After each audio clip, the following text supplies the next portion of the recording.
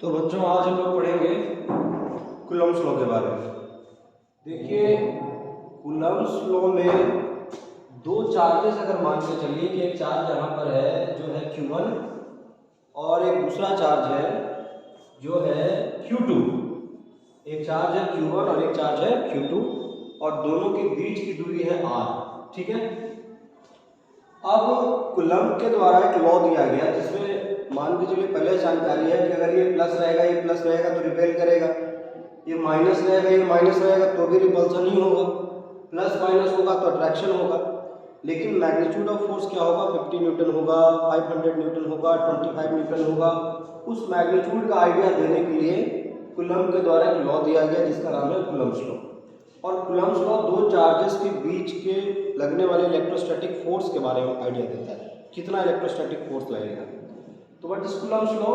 तो Coulomb's law क्या है हम लोग अभी समझेंगे, लेकिन पहले इसका मतलब समझ लिए। कूलम्ब्स लॉ के पीछे यही रीज़न है कि दो चार्जेस के बीच में कितना फोर्स लग रहा है, उस फोर्स का मैग्नीट्यूड बताना है। तो हम कूलम्ब्स लॉ के हिसाब किताब से उसका बता पाएंगे। तो यहाँ पे है चार्ज है Q1 एक चार्ज है Q2। इनका कहना है कि दोनों के बीच लगने वाला जो फोर्स होगा वो डायरेक्टली प्रोपोर्शनल होगा Q1 और Q2 के मैग्नीट्यूड के। Q1 और Q2 के मैग्नीट्यूड के डायरेक्टली प्रोपोर्शनल होगा। इसके बाद बोला गया कि जो फोर्स होगा वो इनवर्सली प्रोपोर्शनल होगा दोनों के बीच, इनवर्सली प्रोपोर्शनल होगा स्क्वायर के दोनों के बीच के दूरी के स्क्वायर के इनवर्सली प्रोपोर्शनल होगा। ठीक उसी तरह जैसे आप पढ़े होंगे ग्रेविटेशन में कि मास m1 है और यहाँ पे मास m2 है और दोनों के बीच का डिस्टेंस है r। तो दोनों के बीच जो फोर्स लगता था फोर्स डायरेक्टली प्रोपोर्शनल होता था m1 m2। उसी तरह से यहाँ m1 m2 था, यहाँ पे Q1 Q2 है तो force directly proportional to Q1 Q2। Just gravitation वाला ही यहाँ पर इसका कंसेप्ट लगा है। दिक्कत था कि यहाँ मास हमेशा पॉजिटिव होता है, मास हमेशा कैसा होता है पॉजिटिव, लेकिन चार्ज पॉजिटिव हो सकता है निगेटिव हो सकता है। तो उस पॉजिटिव और निगेटिव को हटाने के लिए इन्होंने सिंपल क्या ले लिया, मॉड ले लिया। तो इसमें था force is directly proportional to product of mass, यहाँ पे force is directly proportional to Q1 and Q2। The product of magnitude of charge mod लगाने से हमेशा पॉजिटिव ही होगा। तो कूलम्ब्स लॉ लगाते समय हमेशा पॉजिटिव चार्ज से लेकर चलना है। ये इनवर्स स्क्वायर में यहाँ पे था क्या, इज प्रोपोर्शनल टू 1/r²। यहाँ पे हो गया 1/r², इनवर्स स्क्वायर लॉ इसको बोलते हैं। अब यहाँ कोई इक्वेशन 1 और इक्वेशन 2 अगर हम बना लें और दोनों को अगर हम एक साथ ले आए तो फोर्स इज प्रोपोर्शनल टू हो जाएगा Q1 और ये हो जाएगा Q2 और बटा में हो जाएगा r²।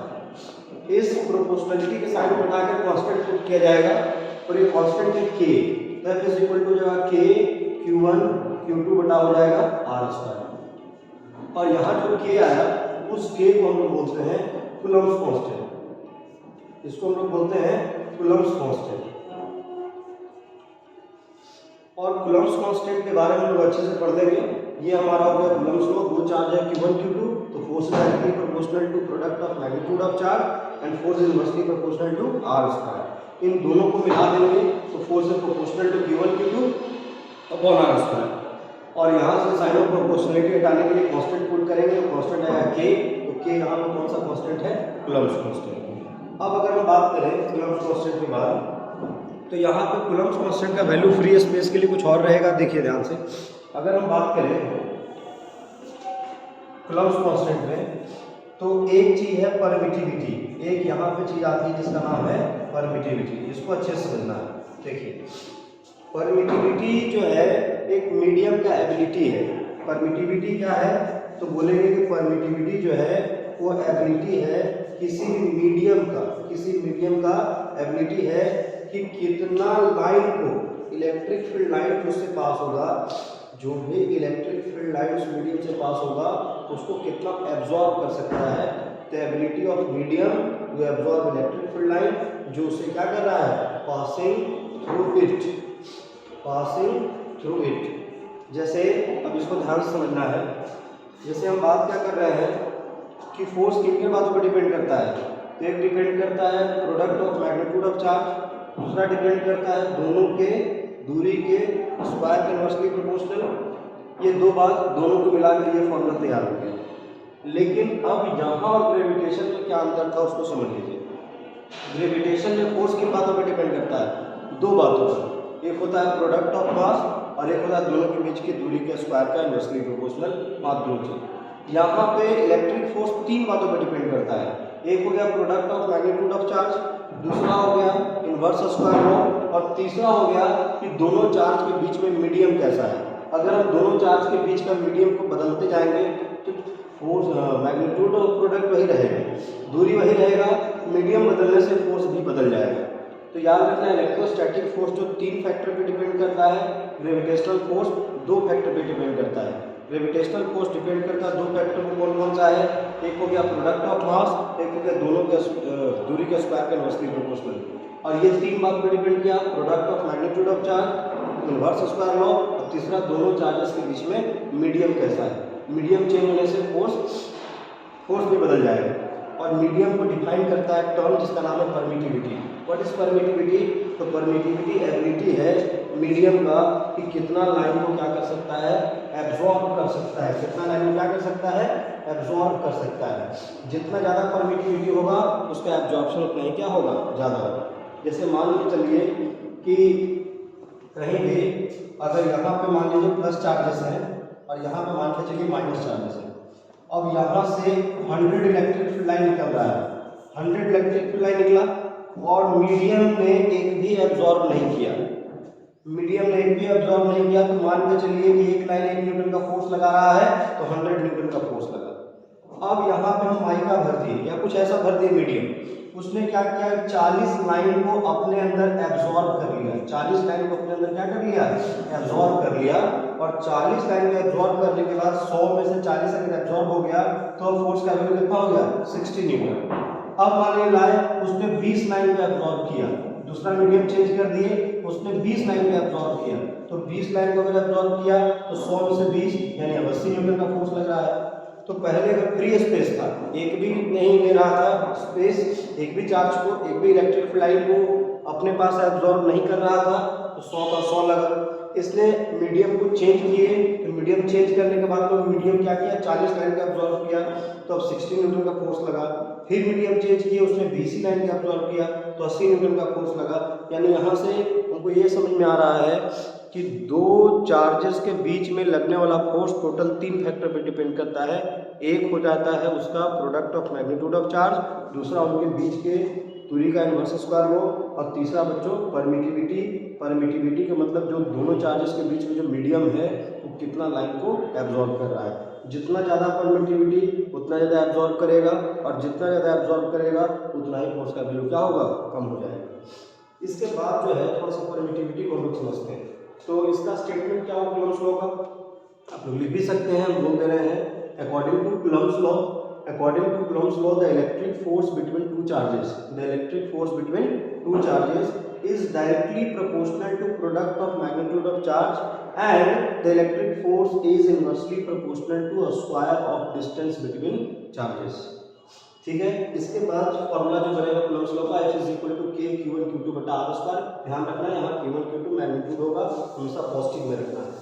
इसके बाद जो अगला चीज है उसको थोड़ा सा समझते हैं परमिटिविटी के बारे में।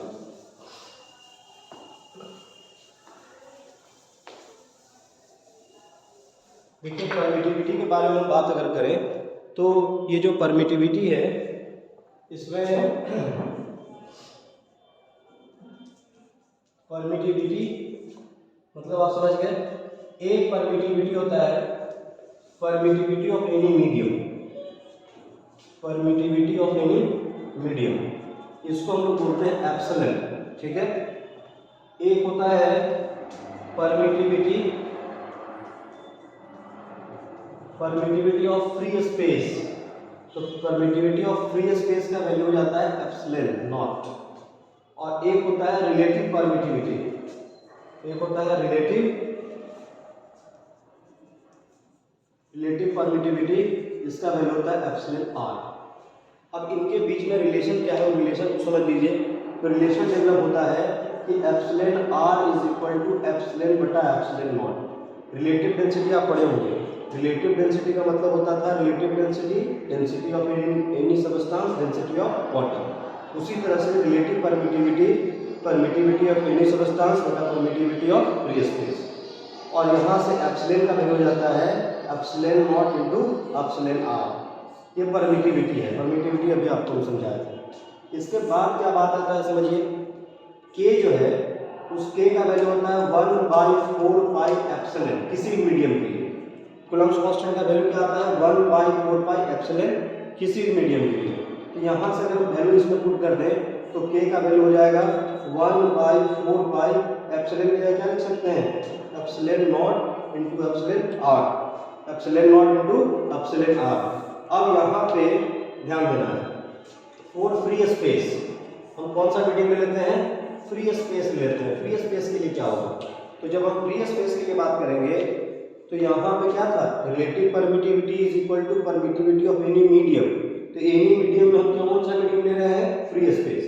तो फ्री स्पेस तो हम बोलेंगे एप्सिलॉन आर का वैल्यू है एप्सिलॉन बटा एप्सिलॉन नॉट और मीडियम हम फ्री स्पेस के लिए और फ्री स्पेस का परमिटिविटी कितना होता है एप्सिलॉन नॉट, नीचे भी आ जाएगा एप्सिलॉन नॉट और कट के कितना आ जाएगा 1, यानी कि for free space epsilon R का जो वैल्यू होगा कितना हो जाएगा 1 हो जाएगा। ठीक है, एप्सिलॉन का वैल्यू होता है एप्सिलॉन बटा एप्सिलॉन नॉट। तो मीडियम की जगह हम कौन सा मीडियम लिए फ्री स्पेस, तो ये एप्सिलॉन क्या बन गया एप्सिलॉन नॉट, नीचे पहले ही था दोनों का कट के कितना हो गया 1। तो फ्री स्पेस के लिए इसका वैल्यू कितना हो जाता है 1 होता है। अब के का वैल्यू को पुट करिए आगे, तो के का वैल्यू है 1/4 pi epsilon naught into epsilon R. Epsilon का वैल्यू 1 हो गया है, ये हो जाएगा, ये किसके लिए हो जाएगा के का वैल्यू सिर्फ फ्री स्पेस के लिए, सिर्फ किसके लिए हो जाएगा फ्री स्पेस। अब इसका वैल्यू अगर लिखे इसका वैल्यू होता है 9 × 10⁹ याद रखना है फ्री स्पेस में 1/4 पाई एप्सिलॉन नॉट और इसका न्यूमेरिकल वैल्यू 9 × 10⁻⁴ क्या होता है 9 होता है। अब अगर हम बात करें यूनिट के बारे में कि यूनिट क्या लिखें के का, तो के का यूनिट कैसे लिखा जाएगा उसको समझ लीजिए। के का जो यूनिट है उसको कैसे लिखेंगे उसको समझ लीजिए। तो के का यूनिट कैसे लिखेंगे ध्यान देना है थोड़ा, यहाँ पे के का यूनिट कैसे लिखेंगे ध्यान दे दीजिए। Force is equal to formula है के Q1 Q2 बटा आर स्क्वायर। फोर्स का वैल्यू है के Q1 Q2 बटा आर स्क्वायर। अब यहाँ से के का फॉर्मूला हो जाएगा F इंटू आर स्क्वायर। के का फॉर्मूला हो जाएगा F इंटू आर स्क्वायर बटा में क्या आ जाएगा Q1 into Q2, small q capital भी लिख सकते हैं। तो के का एलिमेंट बन जाएगा फोर्स के लिए बन जाएगा न्यूटन, आर स्क्वायर के लिए मीटर स्क्वायर और नीचे हो जाएगा कूलम्ब स्क्वायर। के लिए वो newton metre square coulomb square. तो यहाँ पे के का वैल्यू लिख लेंगे newton metre square coulomb square, ये हो गया। ठीक है, यहाँ तक बात समझ लेना अच्छे से। अच्छा, अब इसके बाद यहाँ तक फिर समझ लीजिए, इधर का थोड़ा सा वीडियो छूट गया था। हम क्या आपको बताए एक बार शुरू समझ लीजिए। परमिटिविटी ऑफ एनी मीडियम क्या होता है epsilon, permittivity of free space क्या होता है एप्सिलॉन नॉट, रिलेटिव परमिटिविटी को क्या लिखते हैं एप्सिलॉन आर। अब है फॉर्मूला क्या बनता है कि relative permittivity is equal to permittivity of any medium permittivity of free space, और यहाँ से परमिटिविटी का फॉर्मूला बनेगा permittivity of any medium is equal to permittivity of free space permittivity relative permittivity, plus गुना क्रॉस मल्टीप्लिकेशन कर दिए। अब यहाँ से के का जो वैल्यू होता है बच्चों तो याद रखना के का वैल्यू होता है 1/4 पाई एप्सिलॉन। तो के का वैल्यू हो गया 1/4 पाई एप्सिलॉन की जगह हम उठा कर रख देंगे epsilon naught into epsilon R. ये वैल्यू होगा किसी भी मीडियम की। लेकिन अब हम बात करते हैं जो जनरल मीडियम में हमको हमेशा मिलते रहेगा वो है फ्री स्पेस। जब हम फ्री स्पेस के बारे में बात करेंगे तो इस फॉर्मूला को देखिए, ये यहाँ लिखे हैं कि epsilon R is equal to epsilon बटा एप्सिलॉन नॉट, और अगर हम मीडियम ही चुन लिए हैं फ्री स्पेस तो ये एप्सिलॉन क्या बन जाएगा एप्सिलॉन नॉट बन जाएगा, और नीचे एप्सिलॉन पहले से है ये कट हो जाएगा कितना 1। इसका मतलब रिलेटिव परमिटिविटी का वैल्यू क्या होता है 1 होता है जब मीडियम कैसा है फ्री स्पेस। फ्री स्पेस का मतलब एयर हो गया वैक्यूम हो गया। इसके बाद यहाँ ध्यान दीजिए के का वैल्यू होता है 1/4 pi epsilon naught epsilon R किसी मीडियम के लिए। लेकिन जब हम फ्री स्पेस के बारे में बात करें तो इसका वैल्यू हो जाएगा 1, तो ये हो जाएगा k = 1/4 पाई एप्सिलॉन नॉट किसके लिए फ्री स्पेस के लिए, और इसका न्यूमेरिकल वैल्यू होता है 9 × 10⁹ अब बात आता है कि यूनिट क्या होगा k का, तो फोर्स इज इक्वल टू होता है k Q1 Q2 बटा में r square F r square ये हो गया एपर स्क्वायर, नीचे हो गया Q1 Q2। फोर्स कैसे यूनिट होता है न्यूटन, आर का हो गया मीटर स्क्वायर, Q1 Q2 क्या हो गया कूलम्ब स्क्वायर। इस यूनिट को यहाँ रख दीजिए तो के का कंप्लीट वैल्यू क्या होगा 9 × 10⁹ न्यूटन मीटर स्क्वायर बटा में कूलम्ब स्क्वायर। अब बहुत सारे जगहों पे आप देखिएगा डायमेंशन फॉर्मूला पूछेगा, ये हो गया, इसको लिख लीजिएगा। डायमेंशन फॉर्मूला पूछेगा कि what is the dimension formula of के। तो डायमेंशन फॉर्मूला के का क्या होगा उसको भी हम लोग समझ लेते हैं। देखिए जब हम उनको डायमेंशन फॉर्मूला निकालना रहे,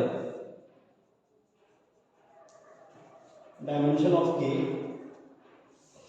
तो डायमेंशन ऑफ के कैसे निकलेगा, तो के का भी हम यूनिट समझिए न्यूटन मीटर स्क्वायर बटा में कूलम्ब स्क्वायर।